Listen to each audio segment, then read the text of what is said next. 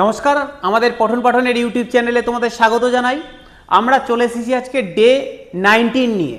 আজকে আমরা ইকোনমিক্সের প্রিভিয়াস ইয়ারের 10টা কোশ্চেন আলোচনা করব। চলো, রেলের প্রত্যেকটা কোশ্চেন রেলের প্রিভিয়াস ইয়ারে এসছে।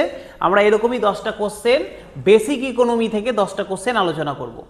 ঠিক আছে, চলে আসি স্যার প্রথম কোশ্চেনে। প্রত্যেকটা কোশ্চেন কিন্তু রেলের প্রিভিয়াস ইয়ারের কোশ্চেন দেখতেই পাবে, সাল দেওয়া আছে। চ্যাপ্টার হচ্ছে বেসিক ইকোনমি। কি বলেছে দেখো, বলছে পূর্ণ প্রতিযোগিতা পারফেক্ট কম্পিটিশন হলো এমন একটি অবস্থা যেখানে অপশন নাম্বার এতে বলেছে প্রচুর সংখ্যক ক্রেতা এবং কম সংখ্যক বিক্রেতা রয়েছে। অপশন বিতে বলছে প্রচুর সংখ্যক ক্রেতা ও বিক্রেতা রয়েছে। সিতে বলছে প্রচুর সংখ্যক বিক্রেতা ও কম সংখ্যক ক্রেতা আছে। আর একটা হচ্ছে কোনোটি নয়। তাহলে আমাকে জানতে হবে যে পারফেক্ট কম্পিটিশন বা পূর্ণ প্রতিযোগিতা জিনিসটা কি। বলছে পূর্ণ প্রতিযোগিতা বা পারফেক্ট কম্পিটিশন হচ্ছে এমন একটা অবস্থা বাজারের যেখানে একাধিক ক্রেতা থাকবে, একাধিক বিক্রেতা থাকবে। মানে কোনো একটা পার্টিকুলার কোনো ব্যবসায়ী এক নায়কতন্ত্র থাকবে না, তার আধিপত্য থাকবে না, মনোপলি থাকবে না। একাধিক, একটা সেম জিনিস ধরে নাও আলু, একজনই আলু বিক্রি করছে, গোটা মার্কেটে একটাই আলুর দোকান আছে। তাহলে কি হবে, ওর একটা মনোপলি তৈরি হবে। ও যেভাবে আলুর দাম বাড়াবে সেভাবে দাম বাড়বে, যেভাবে কমাবে সেভাবে দাম কমবে। কিন্তু ওই একটা জিনিসের যদি ওখানে 50টা দোকান থাকে তাহলে মনোপলি থাকবে না, একজনের ওপর ডিপেন্ড করবে না দামটা কিভাবে ওঠানামা করছে। ঠিক আছে, তাহলে মার্কেট তখন ঠিক হবে, একটা কম্পিটিশন থাকবে, মার্কেট ঠিক করে দিবে দামটা কিভাবে ওঠানামা করবে। তাহলে এটাকে বলা হয় তোমার হচ্ছে পারফেক্ট কম্পিটিশন বা পূর্ণ প্রতিযোগিতা, যেখানে যে কেউ ইচ্ছামতো এন্ট্রি এবং ইচ্ছামতো এক্সিট করতে মানে বেরাতে পারবে, এক্সিট করতে পারবে। আমার লস হচ্ছে, আমি চাইলেই মার্কেট ছেড়ে বেরিয়ে গেলাম। আমার লাভ হচ্ছে, আরও নতুন দুটো দোকান চলে আসলো। কিন্তু যদি সিঙ্গেল থাকে, মনোপলি থাকে, তাহলে একটাই দোকান আছে, ও যদি বেরিয়ে যেত, বন্ধ তো সিস্টেমটা, তাহলে কিন্তু ওখানে কিন্তু এন্ট্রি বা এক্সিট ডিপেন্ড করে ওই মার্কেটের ওপর, কিন্তু এখানে ডিপেন্ড করে না। যে কেউ এন্ট্রি করতে পারে যে কোনো সময়, যে কেউ এক্সিট করতে পারে যে কোনো সময়। বোঝা গেল? তার মানে পূর্ণ প্রতিযোগিতা বা পারফেক্ট কম্পিটিশন মানে হচ্ছে যেখানে একাধিক ক্রেতা, একাধিক বিক্রেতা থাকবে। ঠিক আছে, তাহলে আমার অপশন নাম্বার বি হবে আমার right answer, option number B. দেখো sir, RRB TC CC exam কত 2011 সালে এসছে। ঠিক আছে, চলে আসি স্যার পরের কোশ্চেনে।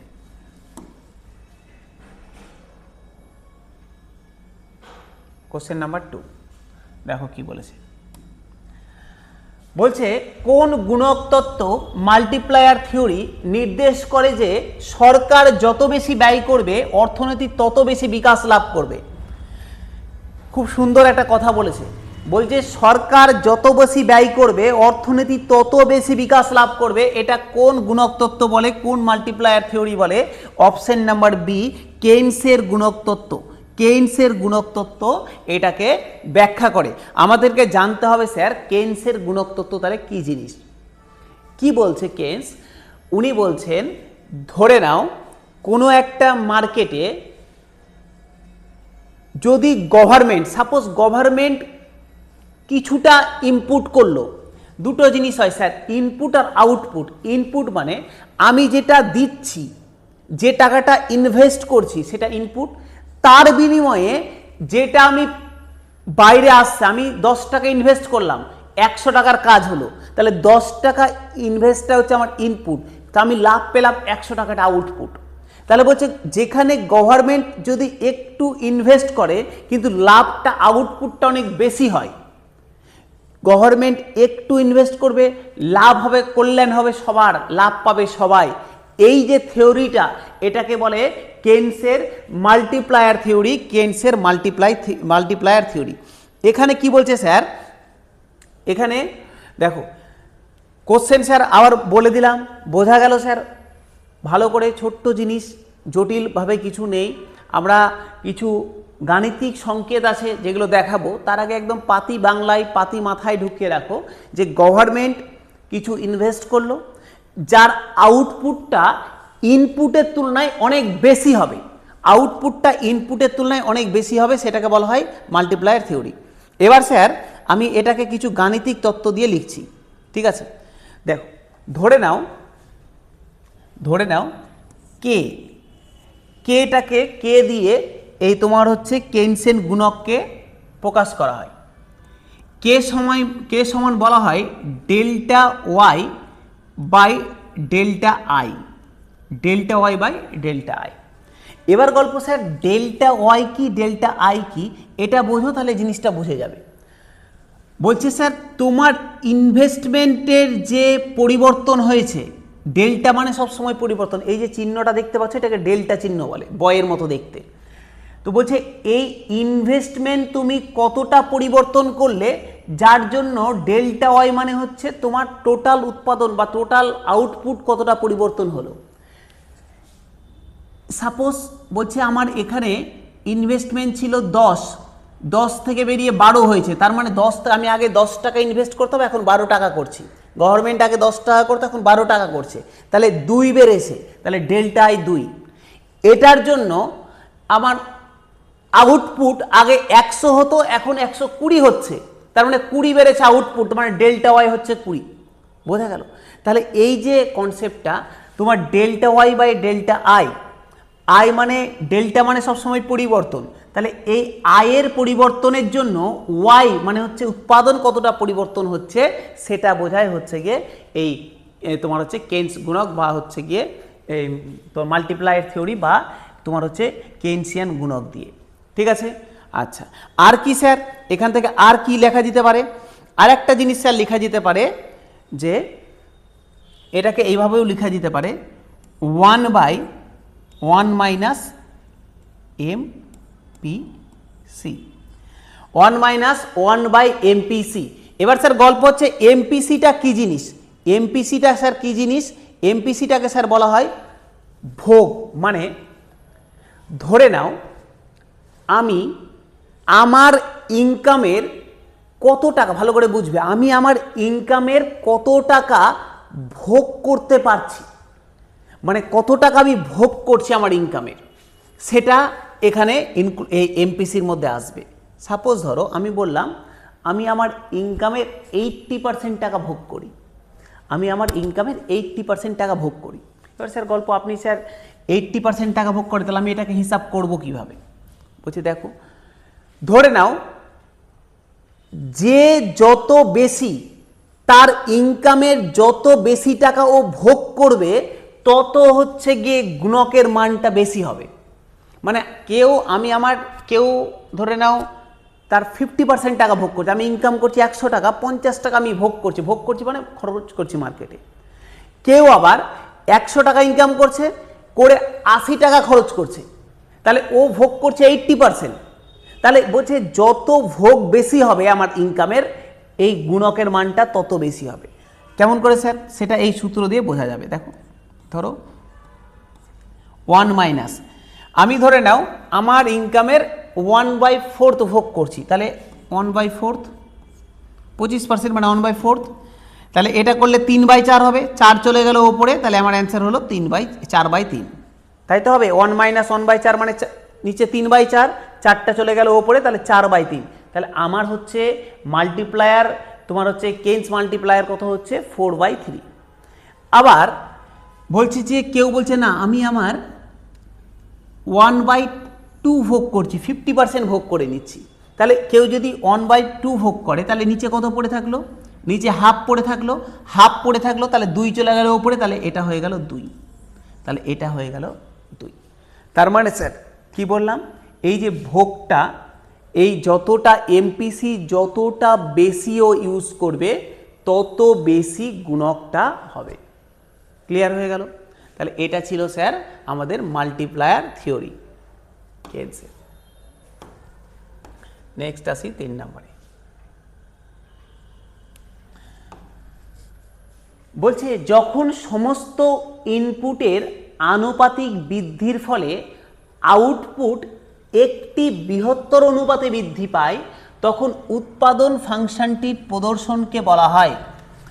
দেখো কি বলেছে স্যার, বলছে যখন সমস্ত ইনপুটের আনুপাতিক বৃদ্ধির ফলে আউটপুট একটি বৃহত্তর অনুপাতে বৃদ্ধি পায় তখন উৎপাদন ফাংশনটিকে বলা হয়, ঠিক অনেকটাই আগের মতো কাছাকাছি। দেখো ইকোনমিক্সের একটা জিনিস কি বলতো, সব জিনিসগুলো প্রায় কাছাকাছি লেভেলের।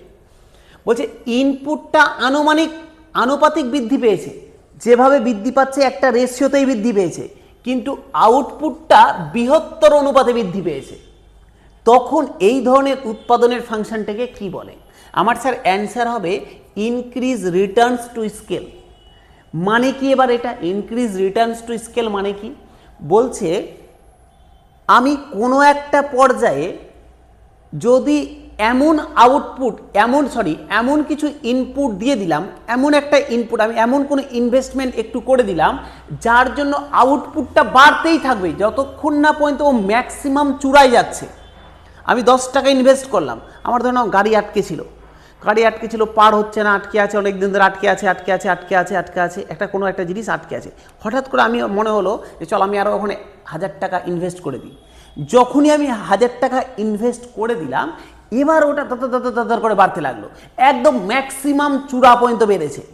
তাহলে বলছে এই যে একটা আনুপাতিক ইনপুটের জন্য আউটপুটটা একদম ম্যাক্সিমাম পর্যন্ত চলে যাচ্ছে, এই যে উৎপাদনের রেশিও, এটাকে বলা হয় ইনক্রিজ রিটার্ন টু স্কেল। ঠিক আছে, দেখো এটাও স্যার আরআরবি সিসিটিসির পরীক্ষা কত সাল স্যার? 2008 সালের পরীক্ষা। ঠিক আছে, 23/11/2008 সালের কোশ্চেন। বোঝা গেল স্যার? তাহলে ইনপুটটা একটা আনুপাতিক হারে বাড়লো, কিন্তু আউটপুটটা একদম যতক্ষণ না পর্যন্ত ও তার 100% ম্যাক্সিমাম দিচ্ছে ততক্ষণ পর্যন্ত ইনক্রিজ করলো। এই ধরনের ঘটনাকে বলা হয় increase return to out scale. চলে আসছে স্যার পরের গল্পে।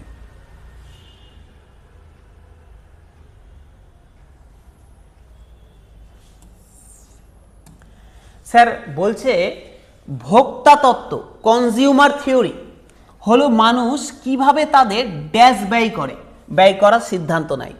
দেখো স্যার স্টেনোগ্রাফার 2016 সালের কোশ্চেন কি বলছে স্যার?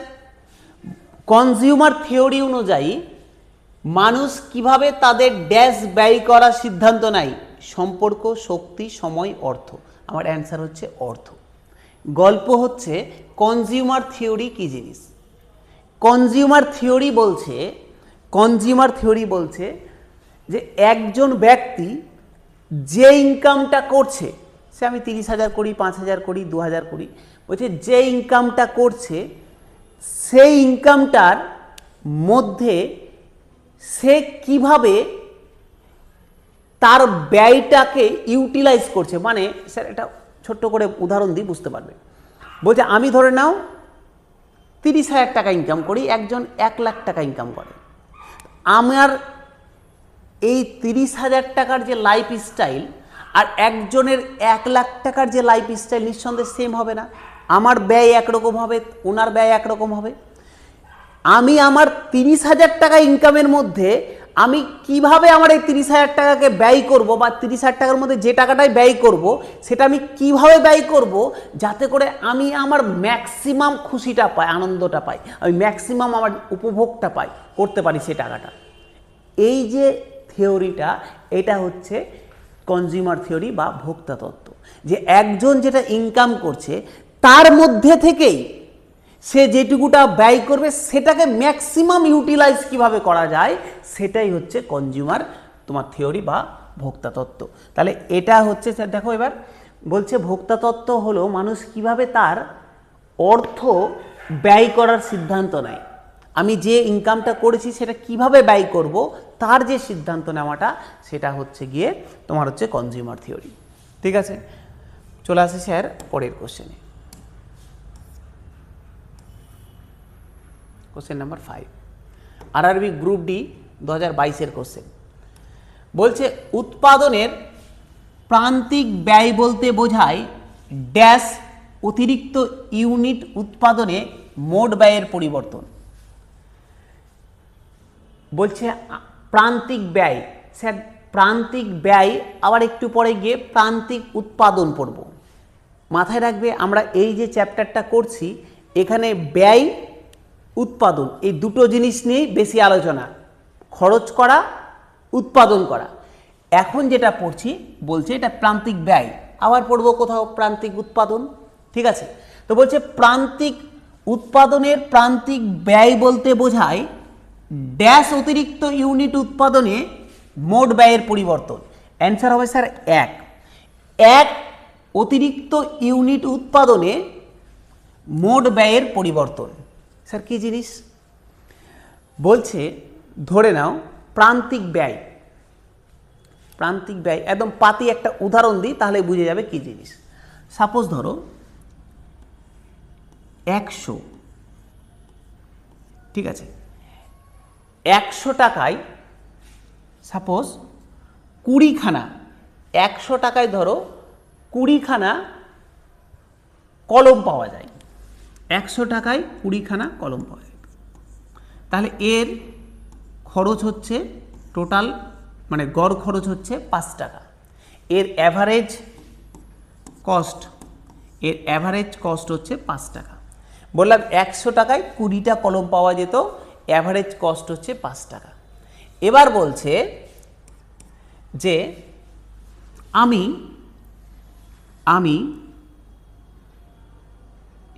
21টা কলম নেওয়ার জন্য নিতে গিয়ে দেখলাম আমার 110 টাকা খরচ হয়ে যাচ্ছে, বা 100 ধরে নাও 3 টাকা, 103 টাকা খরচ হয়ে যাচ্ছে।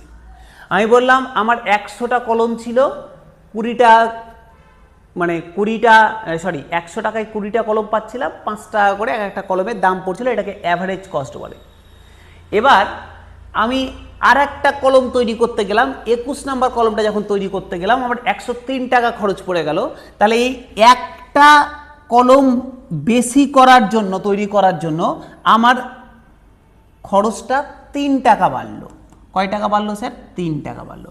আগে 100 টাকা হচ্ছিল, এখন 103 টাকা হচ্ছে। তাহলে দেখো 1 ইউনিট যখন বাড়িয়ে দিলাম আমার খরচটা 3 টাকা বেড়ে গেল। এটা হচ্ছে স্যার প্রান্তিক খরচ, এটা হচ্ছে আমাদের প্রান্তিক খরচ। তাহলে বলছে এক অতিরিক্ত ইউনিট উৎপাদনের জন্য, দেখো 20 ছিল 21, এক অতিরিক্ত ইউনিট উৎপাদনের জন্য মোট ব্যয়ের যে পরিবর্তন হচ্ছে সেটাই হচ্ছে প্রান্তিক খরচ। একদম আশা করি ক্লিয়ার হয়ে গেছে স্যার প্রান্তিক খরচ কি জিনিস। ঠিক আছে, ক্লিয়ার হয়ে গেছে স্যার প্রান্তিক খরচ কি জিনিস, বোঝা গেল? প্রান্তিক খরচ বা প্রান্তিক ব্যয় এটাকে এমসি দিয়ে লেখা হয়, প্রান্তিক ব্যয়টাকে এটাকে এমসি দিয়ে লেখা হয়, মার্জিনাল কস্ট। নেক্সট চলে আসো স্যার পরের কোশ্চেনে আসি।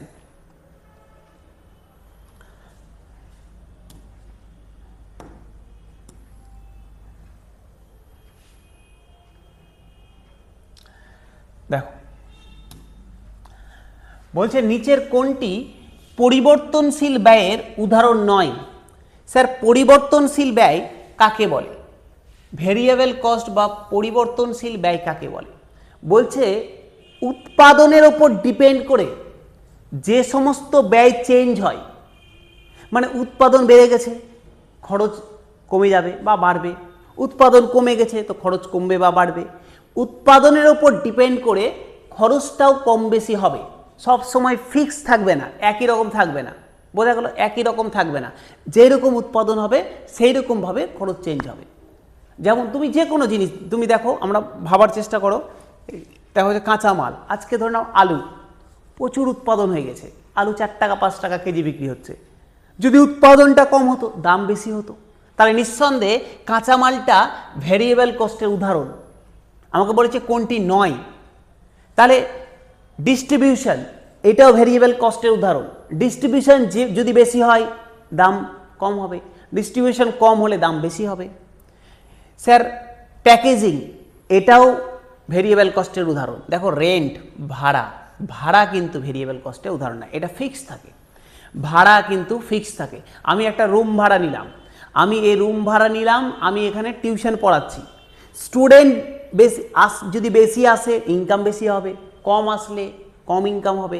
তাহলে এই যে স্টুডেন্ট আমি যে ইনকামটা করছি এটা কিন্তু আমার ভেরিয়েবল কস্ট, কিন্তু আমি যে রুম ভাড়াটা দিচ্ছি এখানে এটা তো ফিক্সড। দুটা স্টুডেন্ট আসলেও আমাকে যে ভাড়া দিতে হবে, আমার 1000টা স্টুডেন্ট হলেও আমাকে সেম ভাড়া দিতে হবে। তাহলে এইটা কিন্তু ফিক্সড। তাহলে রেন্ট বা তোমার স্যালারি এগুলো কিন্তু হচ্ছে ফিক্সড তোমার ইনকাম। তো ফিক্সড কস্ট আর বাদবাকিগুলো সব ভেরিয়েবল কস্ট। তো আমাকে বলেছে কোনটা ভেরিয়েবল কস্টের উদাহরণ নয়, অপশন নাম্বার সি, ভাড়াটা ভেরিয়েবল কস্টের উদাহরণ নয়। চলে আসি স্যার পরের কোশ্চেনে।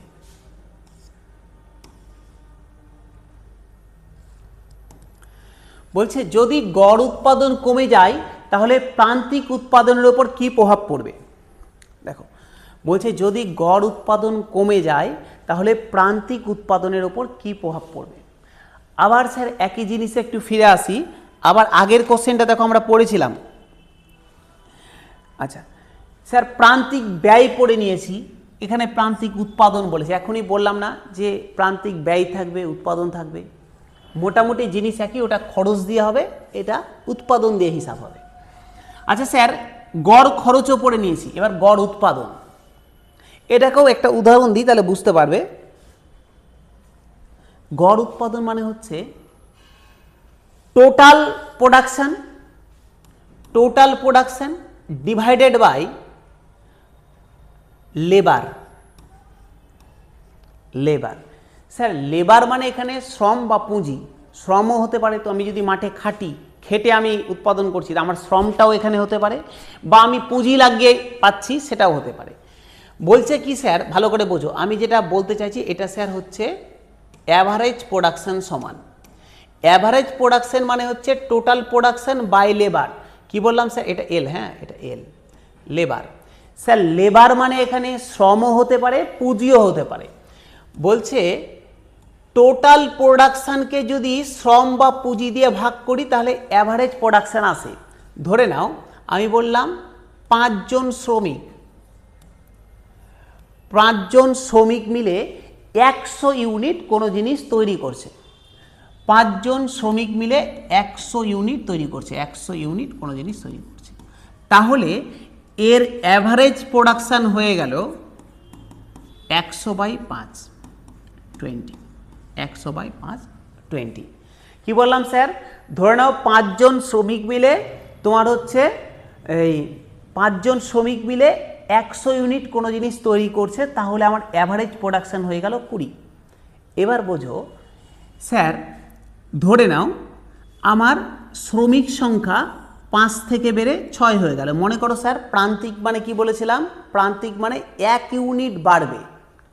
1 ইউনিট বাড়ার জন্য টোটাল প্রোডাকশান কি চেঞ্জ হচ্ছে, 1 ইউনিট বাড়ার জন্য আমার প্রোডাকশান যেটা চেঞ্জ হচ্ছে, একটু আগে করলাম না যে 100 টাকা 20টা জিনিসের, ওটা তো খরচ দিয়ে করেছিলাম, 20টা জিনিস বানাতে 100 টাকা খরচ হয়েছিল, 5 টাকা করে এক একটা কলমের খরচ ছিল। 21 নম্বর কলমটা যখন বানাতে গেলাম 103 টাকা লাগলো টোটাল, তাহলে আমার প্রান্তিক খরচ 3 টাকা। 1 ইউনিট বৃদ্ধির জন্য 1 ইউনিট ব্যয় বৃদ্ধি মানে 1 ইউনিট প্রোডাকশান বৃদ্ধির জন্য আমাকে যেটা এক্সট্রা খরচা লেগেছে সেটাই প্রান্তিক ব্যয়। একই জিনিস এখানেও প্রান্তিক প্রোডাকশান। বলছে 5 জন শ্রমিক ছিল, শ্রমিক সংখ্যাটা 6 হয়ে গেছে, আর 5 জন শ্রমিক যেমন 100 ইউনিট কাজ করতে পারছিল, আমি ধরলাম 6 জন শ্রমিক, যখনই আমি 1 জন শ্রমিককে বেশি লাগিয়ে দিলাম 180 ইউনিট কাজ হচ্ছে, সাপোজ হচ্ছে। বলছে স্যার এই ক্ষেত্রে, আচ্ছা দেখো তো এই ক্ষেত্রে আমার যেটা প্রান্তিক প্রোডাকশান, মার্জিনাল যেটা প্রোডাকশান, প্রান্তিক প্রোডাকশান কত হবে স্যার, 1 ইউনিট বৃদ্ধি করলাম, এটা এখানে বৃদ্ধি পেয়ে গেল, তাহলে কত হবে 180 মাইনাস 100, 80 হয়ে গেল, হলো তো। এবার বলো, এবার ভালো করে বোঝো, আমার অ্যাভারেজ প্রোডাকশান ছিল 20, আমার প্রান্তিক প্রোডাকশান হলো 80। তো আমার এখন প্রান্তিক প্রোডাকশান 80 হয়ে গেল, আমি যদি বলি এটা হবার পর আমার অ্যাভারেজ প্রোডাকশান কত হয়েছে, প্রান্তিক প্রোডাকশান তো 80 বুঝে গেলাম যে আমার 1 ইউনিট বৃদ্ধির জন্য আমার 80 ইউনিট আমার আউটপুট বেড়ে গেছে, আমি বুঝে গেছি হ্যাঁ 80। আমি বললাম এখন আমাদের অ্যাভারেজ প্রোডাকশান কত হয়েছে, তাহলে এখন যদি অ্যাভারেজ প্রোডাকশান বের করতে যাই তাহলে 180 ডিভাইডেড বাই 6 মানে 30 হবে না। তাহলে যেটা বলতে চাইছি দেখো, এমপি তোমার প্রান্তিক প্রোডাকশান, প্রান্তিক উৎপাদন যদি বেশি হয় কার থেকে, অ্যাভারেজের থেকে, অ্যাভারেজ প্রোডাকশানের থেকে যদি প্রান্তিক প্রোডাকশান বেশি হয় তাহলে ঘুরিয়ে আবার অ্যাভারেজ প্রোডাকশানটা বৃদ্ধিই পাবে। কি বললাম স্যার, যদি প্রান্তিক উৎপাদনটা অ্যাভারেজ উৎপাদনের থেকে বেশি হয়, যদি প্রান্তিক উৎপাদনটা অ্যাভারেজের থেকে বেশি হয় তাহলে অ্যাভারেজ প্রোডাকশানটা আবার ঘুরিয়ে বৃদ্ধি পাবে না, আগে 20 ছিল এখন 30 হয়ে গেছে। যদি স্যার এটা কম হতো, এটা যদি কম হতো, সাপোজ 6 জন মিলে এখানে 100 করছে, 6 জন মিলে 110 করেছে, তাহলে দেখো গড়টাও কমে যেত। তাহলে এমপি যদি প্রান্তিক প্রোডাকশান যদি অ্যাভারেজ প্রোডাকশানের থেকে বেশি হয় তাহলে অ্যাভারেজ প্রোডাকশানটা বৃদ্ধি পায়। উল্টা যদি বলি প্রান্তিক মার্জিনাল প্রোডাকশানটা অ্যাভারেজ প্রোডাকশানের থেকে কম হয়, যদি কমে যায় তাহলে উল্টা হবে, তাহলে অ্যাভারেজ প্রোডাকশানটাও টোটালে কম হতে লাগবে। এবার অপশানে আসি, বলছে এটি একটি গড় উৎপাদনের চেয়ে কম হবে। বলছে আচ্ছা প্রশ্নটা পড়ি, বলছে যদি গড় উৎপাদন কমে যায়, অ্যাভারেজ প্রোডাকশান কমে গেছে, তাহলে প্রান্তিক উৎপাদনের ওপর কি প্রভাব পড়বে? এখনই বললাম স্যার, প্রান্তিক উৎপাদন কমে গেলে গড় উৎপাদনও কমবে। তাহলে কি বলেছে যে এটি গড় উৎপাদনের চেয়ে কম হবে, প্রান্তিক উৎপাদনের ওপর কি প্রভাব পড়বে?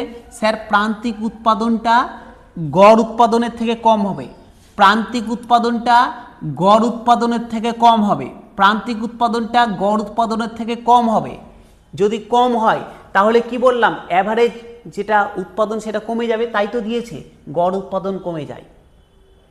তাহলে গড় উৎপাদন কমে যায় কখন? যখন প্রান্তিক উৎপাদনটা গড় উৎপাদনের থেকে কম হয়, তাই দিয়েছে দেখো, একটা গড় উৎপাদন কমে যায় তাহলে প্রান্তিক উৎপাদনের ওপর কি প্রভাব পড়বে? এই প্রান্তিক উৎপাদনটা গড় উৎপাদনের থেকে কম হবে, প্রান্তিক উৎপাদনটা গড় উৎপাদনের চেয়ে কম হবে। আশা করি স্যার ক্লিয়ার হয়ে গেছে। ঠিক আছে, গড় উৎপাদন যদি কমে যায়, কখন কমবে গড় উৎপাদন?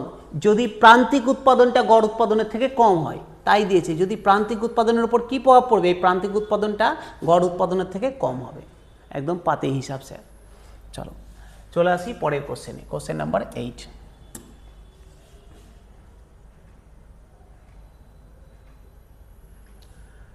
দেখো বলছে আউটপুটের প্রতি ইউনিটের মোট খরচকে কি বলে?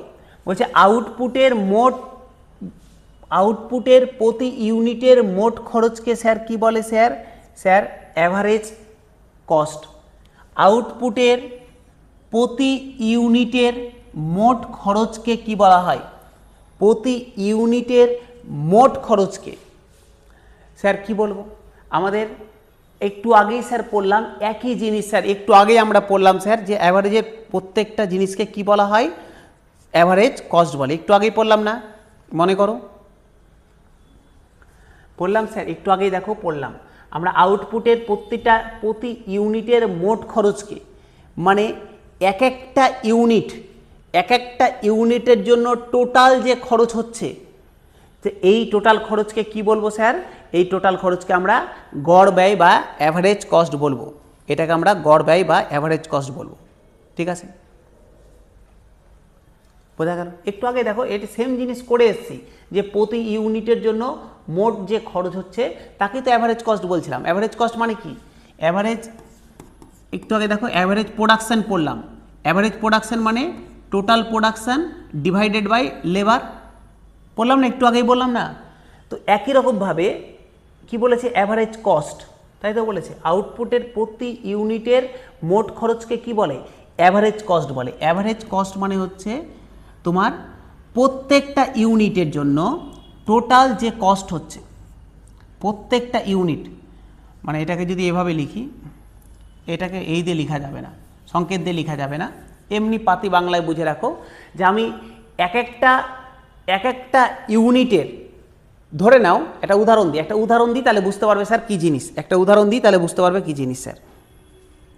ধরে নাও হচ্ছে গিয়ে টোটাল কস্টকে কি বলবো, ধরো আমার কোনো একটা 100 ইউনিট কোনো একটা জিনিস আছে, এটা বানাতে ধরো 1000 টাকা খরচা হয়েছে, 1000 টাকা খরচা হয়েছে। 100 ইউনিট কোনো জিনিস আছে, কোনো জিনিস হতে পারে 100 ইউনিট, ধরো পেন আছে, 100 ইউনিট ব্যাগ আছে, খাতা আছে, যা ইচ্ছা আছে। 100 ইউনিট কোনো জিনিস বানাতে আমার 1000 টাকা খরচা হয়েছে।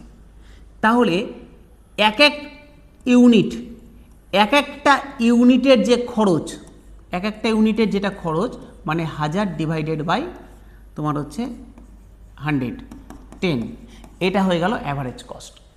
ঠিক আছে, তাহলে কি দাঁড়ালো, আউটপুটের প্রত্যেকটি ইউনিটের মোট খরচ, আউটপুট যে পেয়েছি 10, এর প্রতিটা ইউনিট, এক একটা ইউনিটের যে মোট খরচ, ঠিক আছে, সেটাই হচ্ছে গিয়ে তোমার অ্যাভারেজ কস্ট।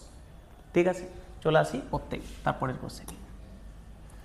100টা ইউনিট ছিল, 1000 টাকা লেগেছে, তাহলে এক একটা ইউনিটে 10 টাকা করে খরচ হয়েছে, সেটাই হচ্ছে অ্যাভারেজ কস্ট। নেক্সট চলে আসি স্যার 9 নাম্বার কোশ্চেন। বলছে উৎপাদনের 4টি ফ্যাক্টর কি কি? আরআরবি 2022-এর কোশ্চেন গ্রুপটি। উৎপাদনের 4টি পর্যায় মাথায় রাখো স্যার, ল্যান্ড, লেবার, জমি, শ্রমিক বা শ্রম, অর্গানাইজার, আর হচ্ছে ইনভেস্টমেন্ট, পুঁজি বা প্রফিট। এই 4টা হচ্ছে মেন উপাদান কোনো একটা জিনিসের, কোন একটা অর্থনীতির মেন 4টে উপাদান, ল্যান্ড, জমি, লেবার, অর্গানাইজার, প্রফিট বা ইনকাম। এবার দেখো অপশানে আসি, মূলধন, পরিবহন, স্যার পরিবহন আসবে না, আবগারি শুল্ক এগুলো আসবে না, তার মানে এ হবে না। শ্রম, পরিবহন, শ্রম তো ঠিক আছে, পরিবহন আসবে না। ম্যান পাওয়ার, পরিবহন, আবার স্যার পরিবহন, আবগারি শুল্ক আসবে না। দেখো জমি, ল্যান্ড, লেবার, পুঁজি, উদ্যোগ মানে অর্গানাইজার, একদম ঠিক স্যার, অপশন নাম্বার ডি হয়ে গেল আমাদের অ্যান্সার। এই মনে রাখবে স্যার, ল্যান্ড, লেবার, ইনভেস্টমেন্ট বা প্রফিট, আর হচ্ছে তার সাথে অর্গানাইজার, এই 4টা হচ্ছে গিয়ে আমাদের যে কোনো জিনিসের উৎপাদনের মেন 4টা ফ্যাক্টর। চলে আসি লাস্ট কোশ্চেন নাম্বার 10-এ। আমার একই জিনিস স্যার, একই জিনিস না, আলাদা জিনিস। এটা স্যার ভাগ, যোগ না ভাগ। বলছে অর্থনীতিতে গড় পণ্য, অ্যাভারেজ প্রোডাকশন বলা হয়ে গেছে আমাদের আগে। অ্যাভারেজ প্রোডাকশন মানে টোটাল প্রোডাকশন ডিভাইডেড বাই শ্রম, একটু আগে আলোচনা করা হয়ে গেছে যে অ্যাভারেজ প্রোডাকশন মানে টোটাল প্রোডাকশন ডিভাইডেড বাই শ্রম। তাহলে আমাদের অ্যান্সার হবে স্যার টোটাল প্রোডাকশন, টোটাল পণ্য, অপশন নাম্বার সি, টোটাল পণ্য বা টোটাল প্রোডাকশন। এই ছিল স্যার আমাদের আজকের 10টা কোশ্চেন, বেসিক ইকোনমিক 10টা কোশ্চেন। চ্যাপ্টার শেষ হয়নি, আমরা এই চ্যাপ্টারের আরও কিছু কোশ্চেন আমরা নেক্সট ক্লাস ইকোনমিক্সে নিয়ে আসবো। চলো দেখতে থাকো, ভালো লাগলে অবশ্যই সাবস্ক্রাইব করে দিও এবং একটু শেয়ার করো। ঠিক আছে, দেখা হচ্ছে আবার পরের ক্লাসে।